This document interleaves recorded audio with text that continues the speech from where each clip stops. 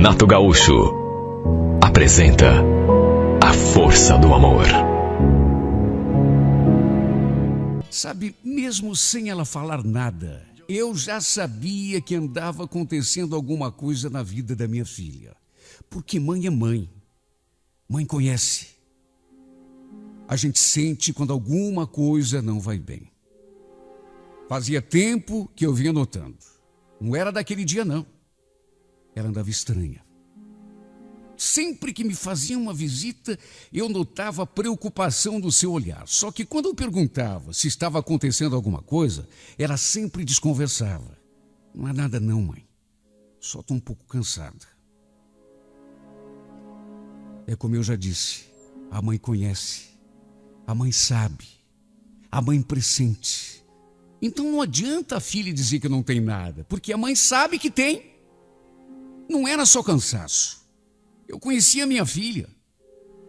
E conhecia o suficiente para saber que aquilo não era só cansaço, coisa nenhuma. Mais do que isso, eu jurava que tinha alguma coisa a ver com o seu casamento. Pelo jeito, meu genro, que nunca foi flor que se cheirasse, devia estar aprontando alguma.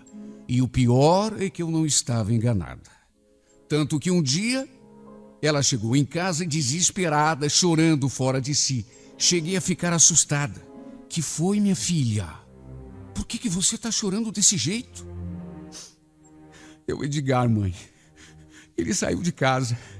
Saiu de casa? Mas como assim? Foi para onde? Não sei, mãe. Ele juntou as coisas dele e sumiu. Pobre da minha filha.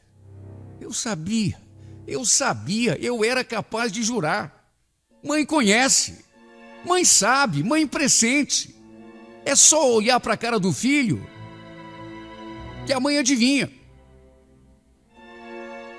Minha filha já tinha 40 anos, só que naquela hora me pareceu de novo aquela menininha de 30 anos atrás que vinha procurar o meu colo quando estava triste.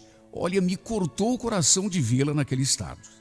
Eu sabia que ela e o marido não andavam se acertando. Até porque, como eu já disse, meu genro nunca foi flor que se cheirasse. E esse tipo de coisa a gente percebe no ar, só de olhar para o casal. Mesmo assim, juro que nunca imaginei que o meu genro fosse capaz de largar a minha filha depois de quase 15 anos de casados. A primeira coisa em que eu pensei foram os meus netos. Uma menina de 14 e um menino de 8. Se bem que a minha maior preocupação, pelo menos naquele instante, era mesmo com a Natália. Ela estava desconsolada, chorava sem parar. Foi de cortar o coração. Olha, eu nunca fui de me meter no casamento das minhas filhas. Nem no casamento da Natália, nem no da Helena, minha outra filha, que inclusive já era até viúva. Só que naquela situação, não tive alternativa. Me vi na obrigação de procurar o Edgar e ter uma conversa séria com ele. Meu Deus do céu, jogar fora um casamento de 15 anos. Só se tivesse um motivo muito sério. Ele só podia ter perdido o juízo. Já no dia seguinte, fui atrás do meu genro, lá no seu trabalho. A minha filha, aliás, tinha pedido para eu fazer isso. Ir lá falar com ele, tentar fazê-lo mudar de ideia. Quando me viu, ele já foi falando. A senhora não precisava ter vindo até aqui. Eu ia mesmo procurar a senhora. Então, meu filho, o que está acontecendo com vocês, hein? Você saiu de casa por quê? Porque não estava dando mais, dona Lucinda. Eu já devia ter tomado essa decisão há muito tempo, só que sempre faltava coragem. Mas o que houve, Edgar? Você deixou de gostar da tua mulher? Não é bem isso, quer dizer, é mais ou menos, Puxa vida, eu não sei como me expressar para a senhora, é um assunto muito delicado.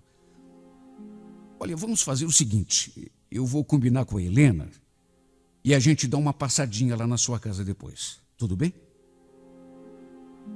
Sabe, quando ele tocou no nome da Helena, minha outra filha, em vez de falar na sua esposa, sua mulher, que era a Natália, eu estranhei. Helena? Ué, que a Helena tem a ver com isso? Ele então fez uma cara estranha e desconversou. A gente conversa depois, dona Lucinda. Aqui não dá. É uma coisa muito pessoal, muito delicada. Olha, juro que não entendi nada. Ele disse que era melhor a Helena estar junto, porque assim ela poderia explicar melhor. Mas explicar o quê, meu Deus? Se alguma coisa devesse ser explicada, alguma coisa relacionada ao casamento dele, quem teria alguma coisa para dizer era a Natália, que era a mulher dele, não é a Helena. Essa minha outra filha era 5 anos mais velha do que a irmã e tinha 3 filhas. A mais velha com 17 anos, a do meio com 14 e a caçula com 10. Como eu já disse, fazia 3 anos que ela tinha ficado viúva. Meu genro, coitado, tinha morrido vítima de um estúpido acidente de automóvel. O fato é que na noite daquele mesmo dia, os 2 apareceram lá em casa, o Edgar e a Helena. E juro, nem mesmo nesse momento, vendo os 2 juntos, caiu a minha ficha. Até porque era uma coisa que eu jamais poderia imaginar. Ficamos ali conversando durante algum tempo, até que pelas tantas, ela olhou para mim, em silêncio, deu uma olhadinha para o meu genro e, visivelmente embaraçada, perguntou: falo eu ou fala você, Edgar? Mais constrangido ainda, meu genro respondeu: eu acho melhor você. Os 2 na minha frente, um passando a bola para o outro, como que trocando segredinhos com o olhar, e eu ali no meio deles, sem entender absolutamente nada. Mas falar o quê, gente? Vocês estão me deixando nervosa com esse mistério todo. Nessa hora, a minha filha segurou a minha mão. Mãe, eu tenho uma coisa muito séria para falar com a senhora. Não sei se a senhora vai entender, não sei se a senhora vai... Sabe o que é, mãe? É que... Ai, meu Deus, como é difícil. É que a gente... Eu e o Edgar, mãe, a gente decidiu viver junto. Olha, aquela frase caiu em cima da minha cabeça como se fosse uma bomba. Como é que é? Que absurdo é esse que você está me dizendo, filha? Você enlouqueceu, menina? Não, mãe. Eu não enlouqueci, não. Aliás, faz um tempinho já que a gente decidiu isso. Mas que loucura é essa, Helena? O Edgar é marido da tua irmã. Eu sei, mãe. Ninguém planejou isso. Só que fazer o quê? Aconteceu. Eu e o Edgar, a gente está se gostando. Foi para viver comigo que ele decidiu largar da Natália.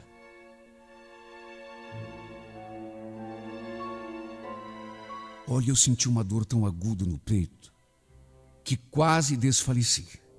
Simplesmente não acreditei. Era absurdo demais. Meu Deus, onde que ele estava com a cabeça para pensar em roubar o marido da própria irmã? Se fosse o marido de outra, meu Deus, ainda vai lá, mas o próprio cunhado. Meu finado marido deve ter até se remexido no caixão naquela hora. E se fosse vivo, quem sabe tivesse até morrido de desgosto. Eu jamais imaginei que fosse viver para passar uma situação daquelas. Ver a minha filha roubando o marido da irmã. E o pior é que eles estavam decididos. Não havia nada que pudesse convencê-los a mudar de ideia. Nem mesmo o fato de saber do sofrimento que isso com certeza causaria à minha outra filha. Coitada da Natália quando ficasse sabendo. Ela já desconfiava que o marido tivesse outra, só que com certeza não imaginava que essa outra fosse justamente a irmã. Olha, eu passei tanto nervoso que precisei ser até medicada. Comecei a sentir falta de ar, dor no peito, até que no fim me levaram para o pronto-socorro, O que seria da minha filha, meu Deus, quando ela soubesse do que estava acontecendo pelas suas costas, porque até aquele momento ela não sabia. Juro, fiquei morrendo de ódio do Edgar. Ele não tinha o direito. Nem ele, nem a Helena. Por mais que estivessem mesmo gostando um do outro. Meu Deus, e o respeito onde que fica? E a consideração onde que fica? E o amor pela família? Eu achei aquilo a maior pouca vergonha. Era muita cara de pau do meu genro. Casa com uma, depois larga para ficar com a irmã. Tem cabimento uma coisa dessa? Como eu já esperava, foi o maior escândalo quando tudo veio à tona.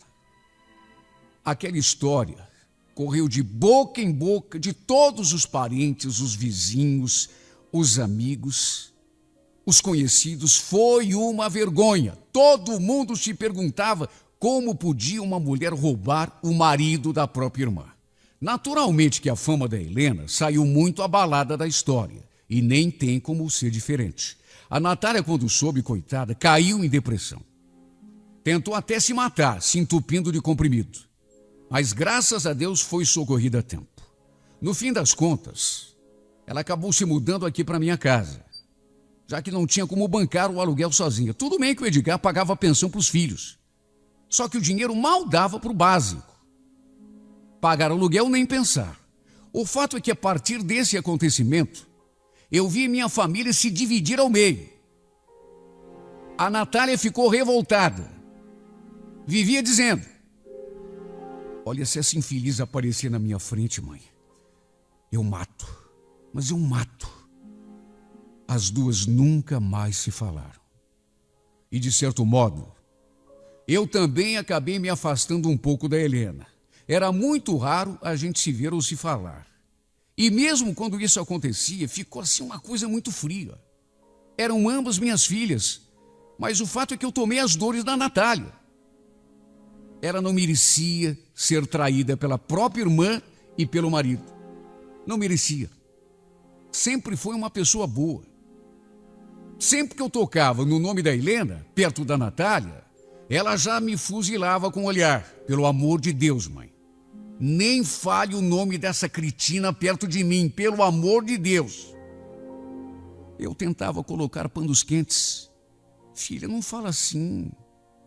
Tua irmã errou, mas vocês são irmãs. Um dia vocês vão ter de sentar e conversar. Pode esquecer, mãe.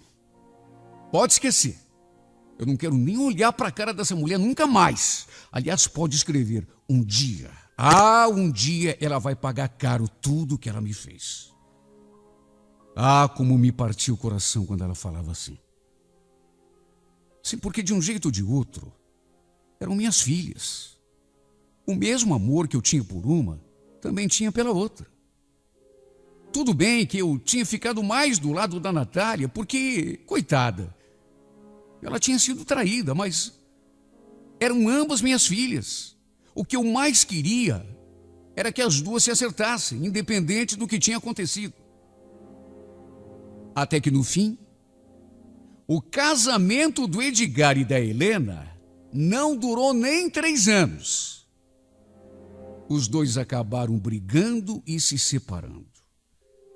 Agora, o mais inacreditável da história foi que o motivo da briga e, por consequência, da separação, olha, quando eu soube disso, eu quase caí de costas. Já devia esperar, porque, como eu já disse lá no começo dessa minha carta, meu genro nunca foi flor que se cheirasse. Só que eu nunca pensei que ele chegasse a tal ponto. Eu nunca imaginei que ele chegasse àquilo. Pois não é que chegou? Pois não é que chegou? O motivo da briga, do fim do casamento do Edgar e da Helena, a minha segunda filha, foi ninguém menos, ninguém mais do que a minha neta, filha mais velha da Helena.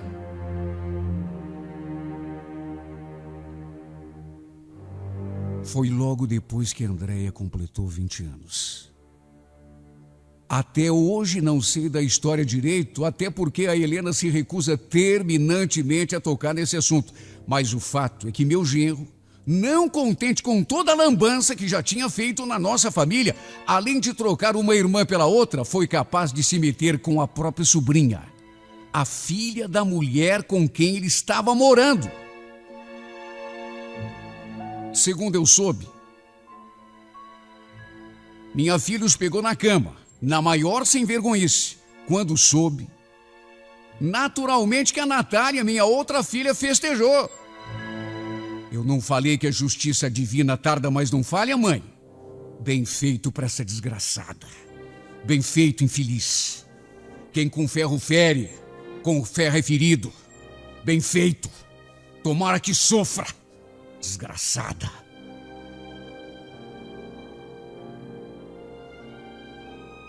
Olha, até hoje eu não entendo por que Deus permitiu que esse infeliz entrasse no nosso meio.